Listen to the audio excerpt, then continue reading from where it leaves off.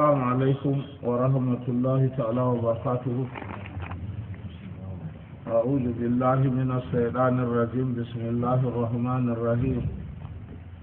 وصلى الله على النبي الكريم.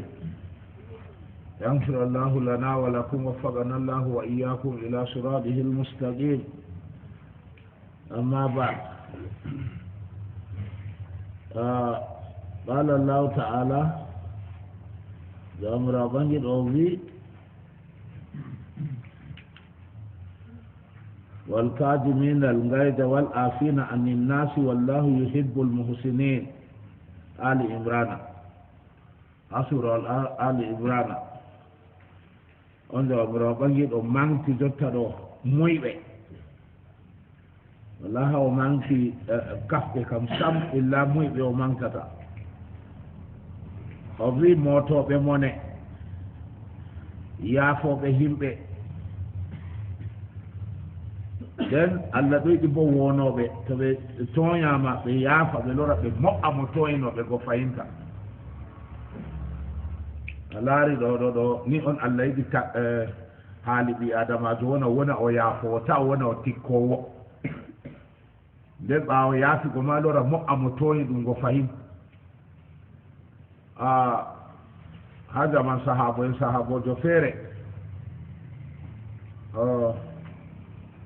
o wi maccuɗo maako waddanamo ñamdu maako. on go hoosi le al ñamdu ɗo wadda ñamdu bo telimdu ndu o solanta se fergi tan maccuɗo go fergi le al go pas ha leddi pucci tan ñamdu go sankiti ha leddi go wuuwi sawru ha o yaaɓa maccuɗo. a se maccuɗo bo ɗon no hunjino ayaji alqur'ani se o jangi aya ɗo o wi wal kadimina al gayza, allah yiɗi motoɓe mone. se jawmi ko go wi to mi moɗi mone am se sakkimi sawru mi tappatama kam. wal afina anin nasi, allah yiɗi yaafoɓe himɓe. se o wi mi yaafima duniya be lahira. o wi inna allaha yuhibbu almuhsinina, wallahu yuhibbu almuhsinina. jawmirawo ɗo yiɗi wonoɓe waɗa moƴƴere fay ɓaawo yaafigo lora moƴƴa fayin. o wi to mi moƴƴima mi rimɗinima hande adimo. wato oɗo janga aya jawmi ko bo tokkiti huwa ko aya may umri to laaru kadi o tappete ɗon jotta ɓe duufanno ɗum sawru on jotta ka o heɓindi min kaaku o warti o dimo o foti ɓe on go kal jotta kam banni on allah yiɗi ko moƴƴo wona na to ɓe mettinima ɓernde ko ko jotta ɗo korgel maako maccungel maako bo ɓinngel maako khalifajo ma to mettima ɓernde an ka hoppan. to na hoppan bo huɗa naala an kani allah naale itte barka kati o kay audu billahi subhanallah. nden naaloore bo ɓura bom hallugo to vurtiñanata leddi. to naaloore go yehi hamo o naali man to ni aybe maako yottay naalego an kana mawnini aybe o moye manga ɗo ka dede a naala allah laara aybe de waɗima ɗo yottay a naala. se allah lorna naaloore go wara do'a dow naaliɗo allah itta barka maako duniya be lahira. allah harmina mo hayruji mum duniya be lahira. allah wajibina mo makkigo ko allah tagi pat daga duniya ha a lahira. ni o natti naaloore noy na naaliri hunde ma lora hutinira de sina majjere booɗay. annabijo sallah sallam ɗo yaada be sahaba en muɗum se ɓe fotti be fuldebbo ɗo waɗi ngeeloba mum nda jarandi bo no wuliri dew lesɗe fuuna ɗo sakanange oɗon de dow ngeeloba maako be ndiyam maako jooɓaari maako pat ɗo yewi dow ngeeloba goo. se ngeeloba fergi seɗɗa ko o do'a dow darti so wi naalatullahi alayki, allah ni naale ngeeloba goo no naali. se annabijo sallah sallam wi la nda darne fuldebbo ɗo. ɓe nangi ngeeloba ɓe darni mo jippine mo ɓe efti fuldebbo ɓe jippini leddi jippine dogle man pat ɓe jippini dogle goo pat mebe ngelo babe nata ladde wala no naadi na lora huti ni ragata saka ladde yo ga bojo fotay ron go be hore mako e sobbi ngelo ba dilli tan kulde bodar yoya anala fa lora anela na no anali fa lora anela mo fay bawo don na andama sibo na lora majjere on majjere voday to na lo de bo ya ta mere de na sawti jinna kam lora joda do ma da Allah itta barakama dunya be lafira Allah harmina ma khairu katat Allah yidi yafo Allah yidati ko kontu anda wa'ini tagdimu bedo ama no metti ma berde fu be kay am boni Allah ni handite ambo Allah ni handite ambo kontu adingi bigo non amma an awata barka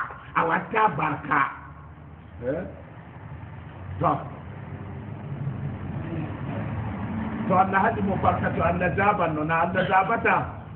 Allah andi amajjudo ado wolwa ko anda to Allah hadi mo barka kam to annabi mo yeyi kana barka wadi abi an awata barka lon fa do a yoni annabi barka wadai kadi a hadi mo an kaida Allah ko mo barka ando ya tokkiti mo benne le fay ko ba huna mo ko bi yaredu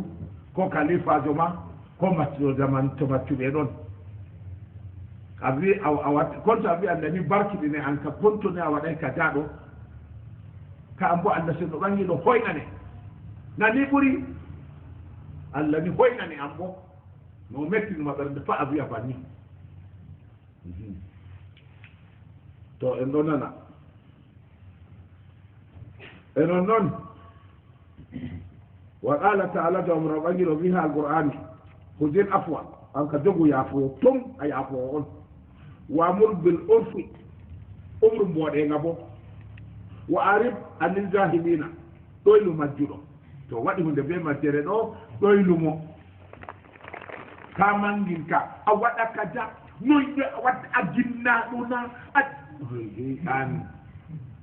kadi erebon mo watana to e muaddi an ka wanno moy be hore ma moandi ko wanno mawɓe ma to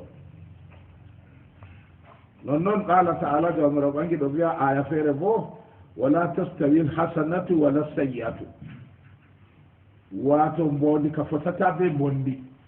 mbondi fotata ko be mbondi ko mbondi huwi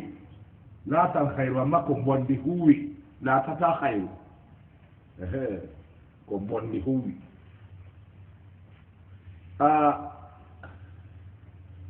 adfa billati hiya ahsanu kala ko tawima fat yerɓol be mbondi ko tawima fat a yerɓira hunde may be mbondi be hayru to goɗɗo mettima ɓernde ɗo wonun mo bolle hayruje tawolon mo kalluɗo to ngam ta do'ani mo hayruɗo to Allah jaabi o lora on huuda hayru jur hakkunde ma be maako hakkunde maako be ɓiɓɓe adama jur a vo'ini tagdi Allah jotta do'a ma vo'ini tagdi Allah on ɓuri na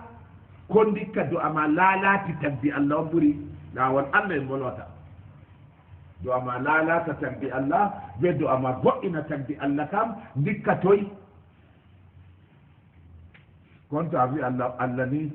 sande ambo Allah ɓangiɗo sande o jemma e nangue Allah senɗo sande ambo Allah wo'ine to Allah wo'ini mo kam hayru waɗayna amma a watta baraka to woɗɗa ko andi o latti wala barka andi o ka latti wala barka nde yiɗanay tagle Allah barka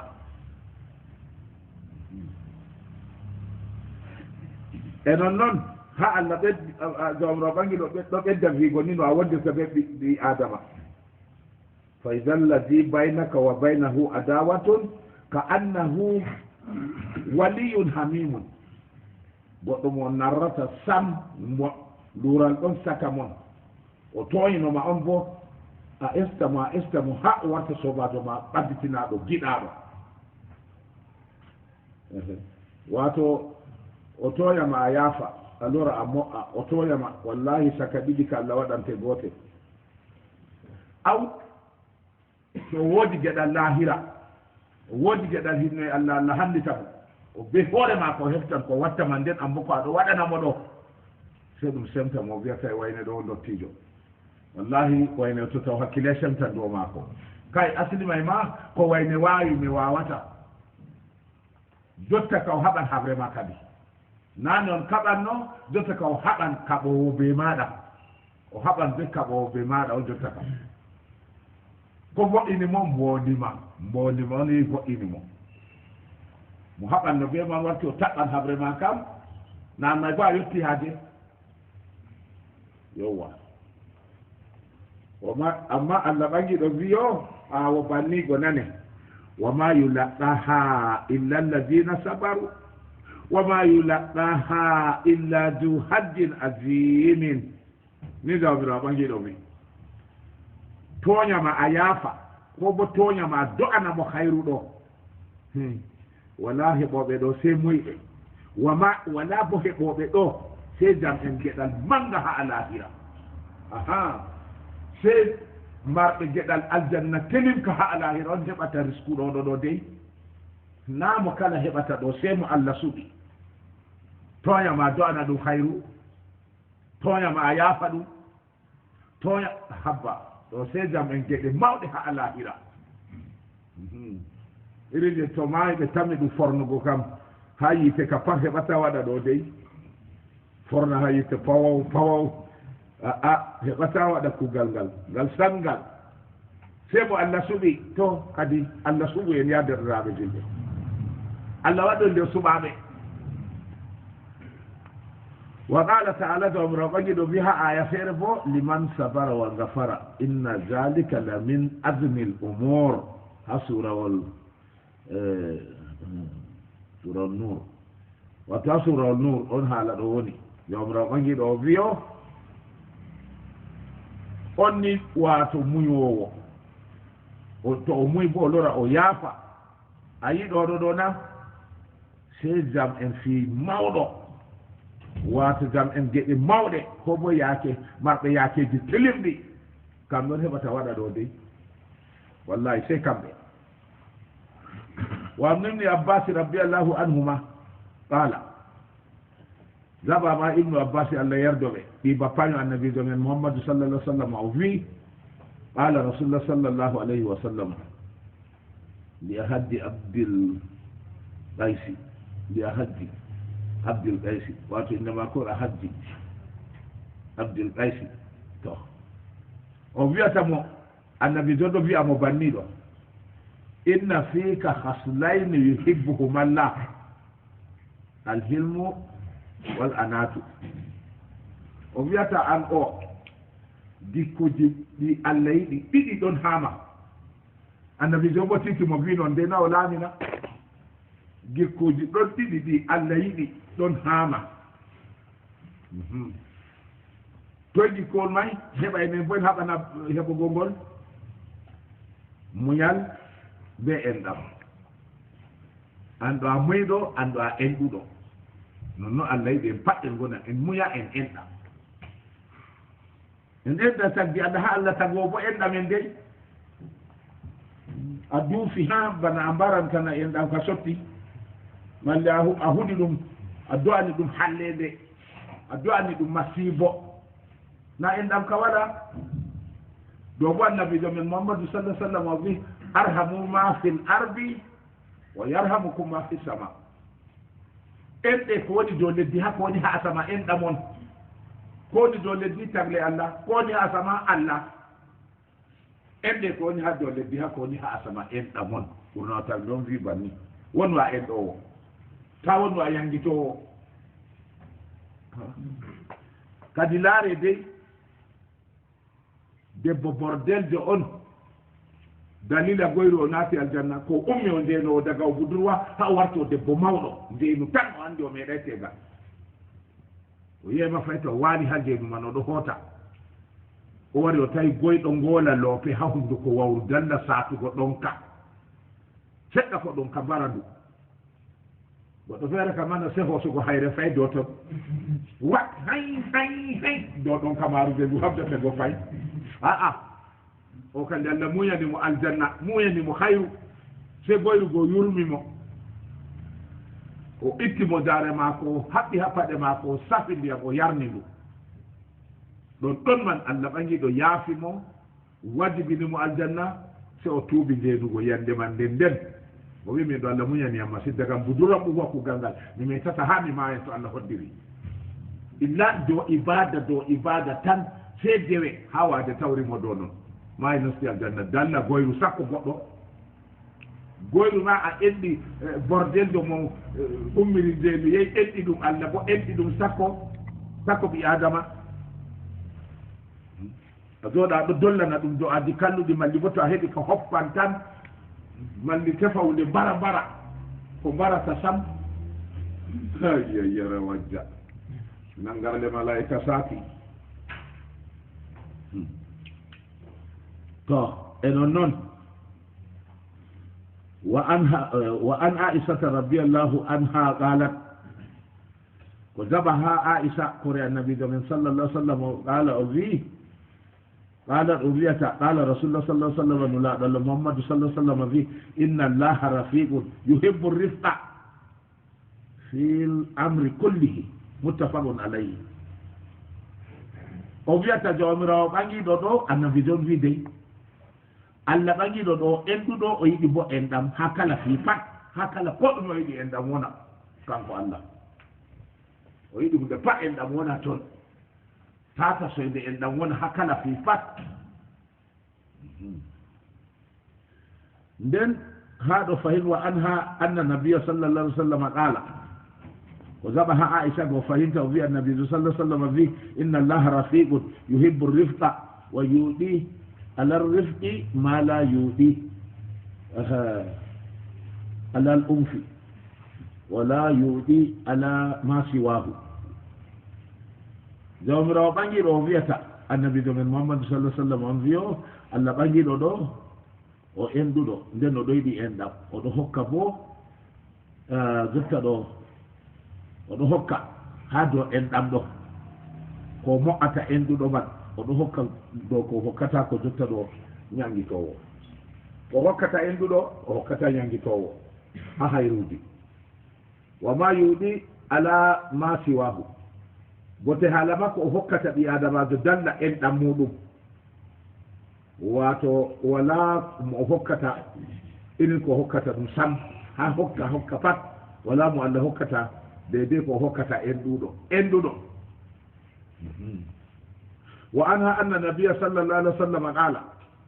وذبح عائشة كري النبي صلى الله عليه وسلم وفيه إن الرفق لا يكون في شيء إلا زانه ولا يمزأ عن شيء إلا صانه رواه مسلم في الحديث الوفية النبي محمد صلى الله عليه وسلم في واتو عندك لا تتاكها هون إلا عندما يوئنا enɗam ittatake ha hunde illa soyde enɗam go bonna hunde may lalata ɗum kada ko jogira enɗam pat a tawa ɗum jooɗi kada ko enɗam itti hammuɗum pat a tawa ɗum bonnan yowwa doni kadi ɗota ko jamɗe moto en ko mota ɗo goɗɗo ɗo mari de personnel mako ɗo enɗi se haaje mako tan nga dara duuɓi ha yayi maga sala tan irin majum sala kan nga wiyam ɗiɗo booɗi e noy to hokki rabadude sama fu bo to hokki sama fu bangaram bankataram duɓuma tawataka nga laalati nga timmi to ha en ɗam woni pat hunde may gooɗal ha en ɗam wala pat hunde may wonna mi annabijo sallah sallam wi yo enon noon وعنها أن النبي صلى الله عليه وسلم قال زبا ما عائشة وهاجتا رفلا ديسي ديها أبوريكو النبي جبرنا وتغلي وزبها مودو قال وفي النبي جبرنا وتغلي إن الرزق لا يكون وكذبين وعن أبي هريرة رضي الله عنه وزبها أبا هريرة الذي يردم بال أعرابي في المسجد فقام الناس إليه ليقعوا فيه. فقال النبي صلى الله عليه وسلم دعوا فإنما بؤستم مبترين ولم تبعثوا مؤثرين كميسرين دي. بؤستم ميسرين ولم تبعثوا مؤثرين. رواه البخاري. بوارم في الحديث الله ننداه دي كم هذا كوم ينانا كدي واتو عرب دو لبي واري كوي نولا دال صلى الله عليه وسلم هادو لو مدينه بصحابه يدو جودي اما والله اعلم كتجولو دي مدينه تجولو دي توي نا ودي وارتنو ما هو بوي دي كو مان او ما هدي ما كو حساره ما كو تو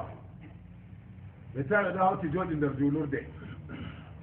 عرب دو لبي دبي امورني anda ko mes bidata bamtan kan kam mude kandu pat anda sai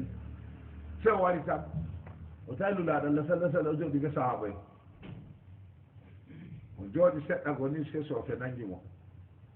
se o mi nder mahol julur de o rogi ni tan pa o takki mahol o sofa sahabai hatti do ma ko seno la dan bi attemo wadde bokitin biya nde o sofi o temmini haɓɓi sarla mako nuraɗo sallah sallam wadde bokitin biya waddi rufe dow may ɓe rufi ndiyam ɗuɗɗam nanoma to ndiyam ɗuuɗi ɗo ittan soɓe to war rufi si annabijo sallah sallam wi on nulama dow hoynugo on nulaka dow sannugo en nulama ha dow hoynango tagle allah en nulaka dow sannango min arab jogo nde ummi jotta ka hotan o wa'i ngeloba mako so o ɓamti juuɗe tan o wiya allah am yaafam min be mouhammadou allah am hinno am min be mouhammadou tan min ɗiɗo ɗo tan allah na ɓe kay no fiigo mo min be mouhammadou tan a yaafata a enɗata ya allah o waɗi do a on ɗo o yiɓe haka ko haɓɓino on gomo anda julurde nde to nulaɗo allah wiyay acce ka inchallahu so fewo gende wannata julurde ni banni gamari am takka mahol sofagal nder manangal yaasi yaasi na ko jotta ɗo togo ɗo wani on ka allah andi no wurtirta julurde may to nden annabijo wi aa en nelama ngam hoynugo en nelaka ngam sannugo o bonde ummi seddo ani annabijo ɓe hoore mum tan maɓɓe yaɗo katta ɓe heɓa dowa may to ni to e non noon haa ɗo fahinta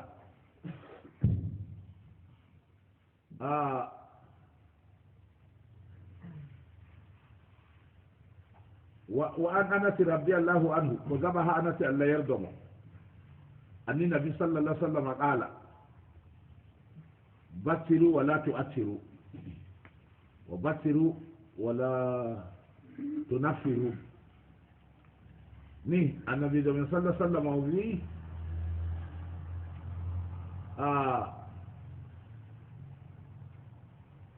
o wi annabi do pour na tagle wi haɗo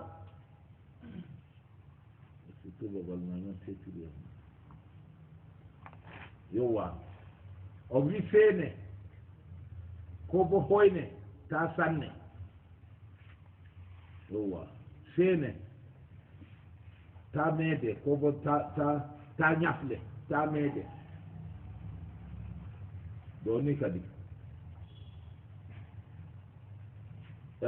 wa an jarir ibni abdullahi radiallahu anhu qala سمعت رسول الله صلى الله عليه وسلم يقول من يحرم الرزق يحرم الخير كله أعوذ بالله رواه مسلم قمية النبي من محمد صلى الله عليه وسلم في أبا هريرة الله يرضى قمية النبي من قلنا تغلبيو كو مويجو harminama en ɗam o harminama kala hayru pat mo allah haɗi en ɗam kam pat to ka wala se ko Allah hadi mo kana khairu fat wato dunya be lahira ban anda hala mai ka boyai ko mai hada ma endam o latti wala endam to nahin endam tan no wala khairu ko Allah tagi par wala hamako to wala endam den kana en fami kadi to goddo wodi endam bo wodi kana khairu fu kadi mo mari endam to e mo wala endam on fiyata hanne sambargo ko lattata to rafa wadan tagdi Allah to gal hundu ko bo na lore en laakiri kullindi do akalluka to gal hundu ko bo to gal juude bo haba sawru do hosi fat na li jamdi je hoy fat haba na bara to do o wala hayru dunya be lahira mo wala hayru dunya be lahira bo kadi derral jolbe do kadu moltetede Allah rene to وعن أبي هريرة رضي الله عنه أن رجلا قال للنبي صلى الله عليه وسلم أوصني قال لا تنبق فردد مرارا قال لا تنبق رواه البخاري بخاري في الحديث الله كذبها أبا هريرة رضي الله تعالى عنه ألا يرجع وبيأتى النبي محمد صلى الله عليه وسلم gorko feere wiyata annabijo ɓurna tawle yaadu laaɗallam wasam wasugo ɗo yeccam ko nafatami on wiyete wasugo yaadu laaɗallam wasam le senu laaɗallam wi ta tikku o wi to mi nani wasam feere fayin o wi ta tikku to mi nani ɗo kam wasam feere fay o wi ta tikku hande tati se gorko go waɗi firiw tan yawgo tikka ɗo ɗum yawgo naatugo masibo yawgo tikka ɗo ɗum sarru ɗum masibo on nden bo annabijo muhammadu sallah sallam o wi attanu min allahi wal adalatu min asseyɗan muyal maha allah ummata kafal bo ha seyɗan ummata to a nani wayne ɗo muyɗo wala ha muyal may ɗum mi wari ha maako illa daga ha allah to a nani wayne kafɗo bo wala kafal may ɗum mi wari ha maako illa daga ha seyɗan o seyɗanjo tan 1.3 kafɗo nden de woɓɓe anda way ɗum mankira hoore mum be kafal min mi kafɗo de min mi andi no ɓe mbiyam wayi ya nangura wandu ladde nde useni barka allah walli a nanga sulandi le nde a woɗ ɓerde a tara daale dewre meere ko ɗol hasanamata a fiima a muyata timma addingo ma witta ko ɗol hasanani a gaɓata wula timma addingo ma wayma mi kafɗo na fewre meere na to e non noon haa ɗo fayinta wa an abi ya'la saddad ibn aus radiyallahu anhu zabaha baba ya'la saddad bi aus an yardahu an rasulullah sallallahu alaihi wasallam qala ko zaba annabi muhammad sallallahu alaihi wasallam annabi jawiyata inna allaha kataba al-ihsana ala kulli shay'in وإذا قتلتم فآسنوا القتلة وإذا ذبحتم فآسنوا الذبحة وليهد أحدكم صفرته وليهره ذباحته رواه مسلم laare hakke allah yiɗi mboodi laare no allah yettiri no annabijo sallah sallam umri men ha hirsugo kala ko en hirsata fuu na andi ni a hirsan kam na haɓɓi seedugo nga be yonki maaga a rufa i am maaga kadi ko a watta nga ɓaawa hirsugo ɗo kana sey allah andi kadi keerol may wawata hirsi bo na wari mbargo on kam amma mbarol may fuu ɓe wi ɓe mboɗenga koni mboɗenga man annabijo sallah sallam a wiya welna laɗima sosai ta welni ɗo ta waɗi ni jungo ɗiɗi tati ni taƴidi ko de koye mari haaje tawgo ha hirsugo pat heɓa foftina hirsetenga may a waɗi ɗum jonde gotel tan ɗum timmi amma laɓa mettuga yigga gurti nda naw ɗum timmata law a torri hirsetenga allah yiɗa banni a benna to fuɗɗini tas ala dimmi ha yettima ɓe wimata aɗo hirsa man dande tawi bom sendiri ɓe ɓanndu ɓe noon fof allah yerdi ñaame tan aɗo hirsa hadade tawi no anndi laɓi welima tan noon ɗo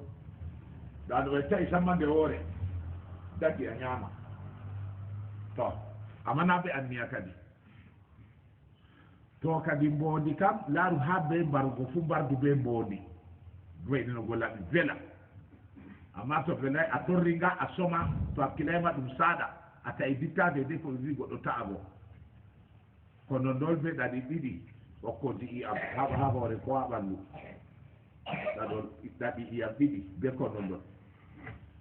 ɗon to laɓi metti to hakkilay a tawi dittaɗum amma to weli to a fuɗɗi ɗi ka patta timmi tan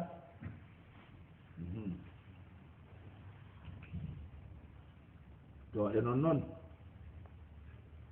wa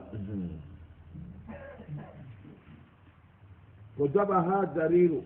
ibnu abdullahi radiallahu anhu qala samitu rasulullah sallallahu alih w sallam yaqulu oɗo ɗo mi jangino hadisol may in ya yeeso an aishata radiallahu anha qalat ko daba ha aicha allah seɗɗo yerdo mo o wiyo ma huyira rasulullahi sallallahu alayhi wa sallam bayna amrayni ɗaɗɗo illa akhada asarahuma ma lam yakun isman wa in kana isman kana abada nnasi minhu ni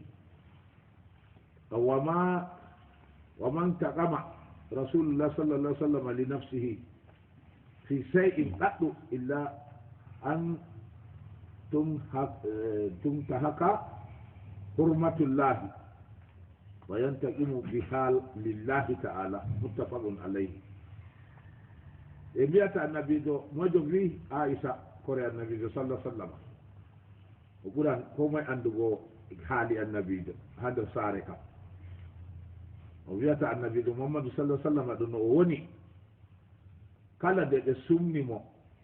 kuuje ɗiɗi pat o hoosa de ɓuri hoygo ko ha diina ɗo ni kuuje ɗiɗi ni sa tawa ko ɓuri hoygo on o ho'ata to koye ɗum ɗo suɓanta hoore maako o suɓanta umatore maako dalla en ɗam bo amma to ɗum laatay junuba dey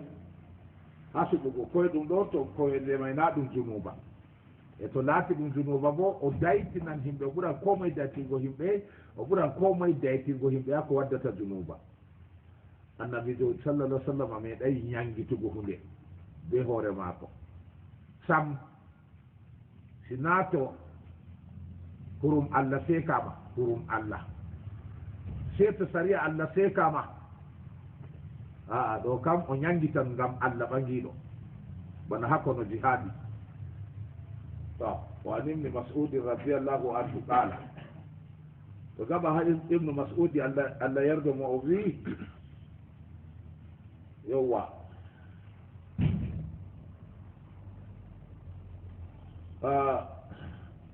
وبيات النبي صلى الله عليه وسلم مؤذيه ألا أخبركم بما يهرم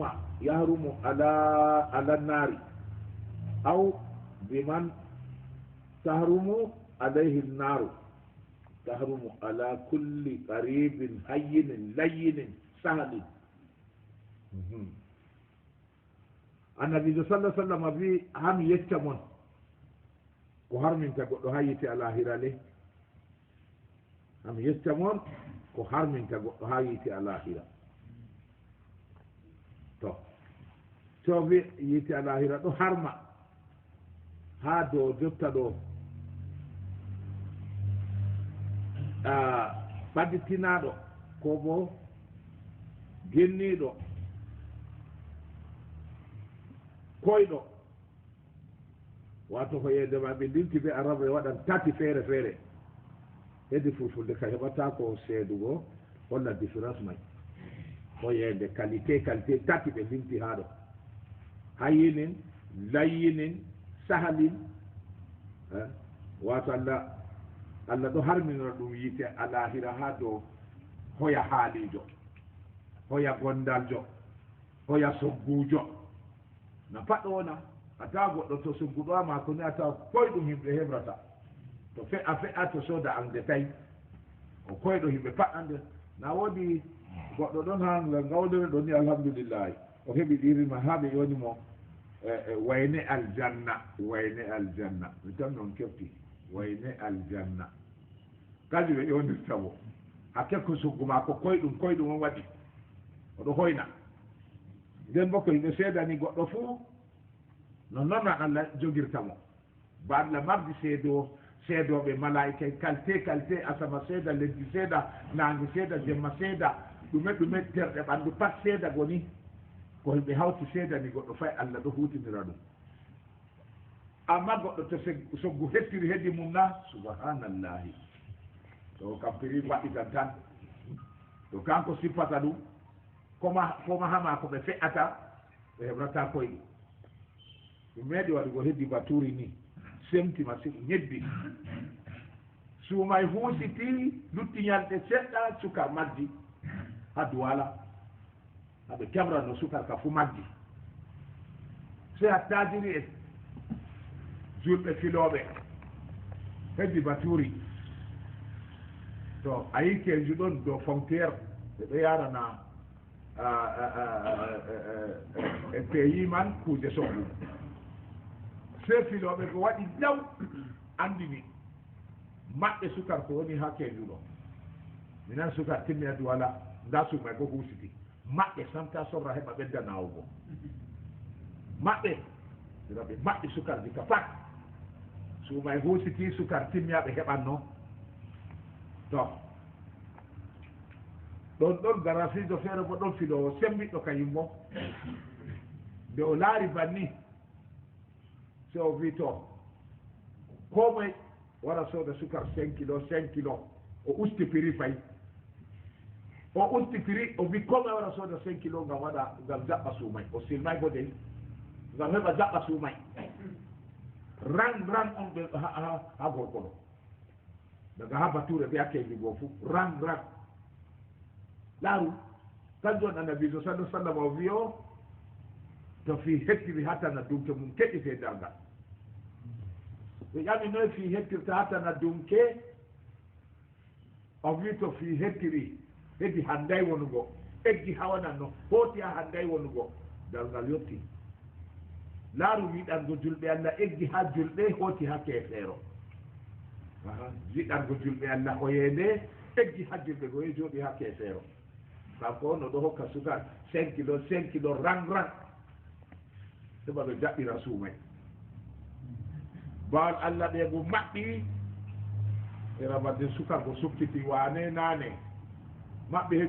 heɓa naawa ko moye sotta kuuje ñamdu siga heɓa naawa o timmidittaɓe duniya jam to o maayi bo ñangada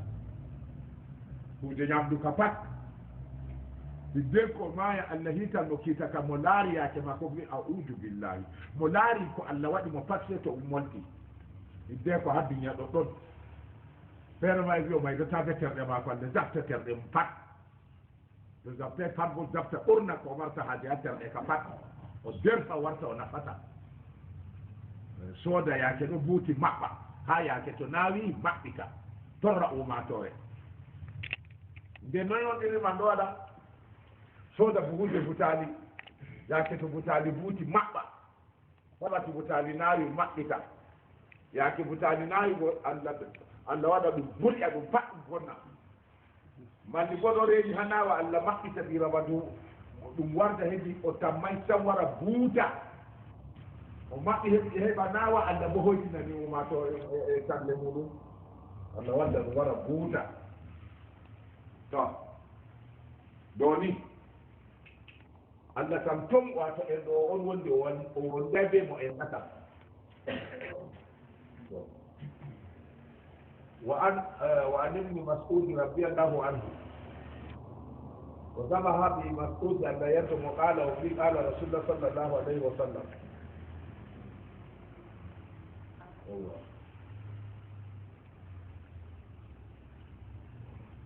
ونسمي الجنة آية وجتا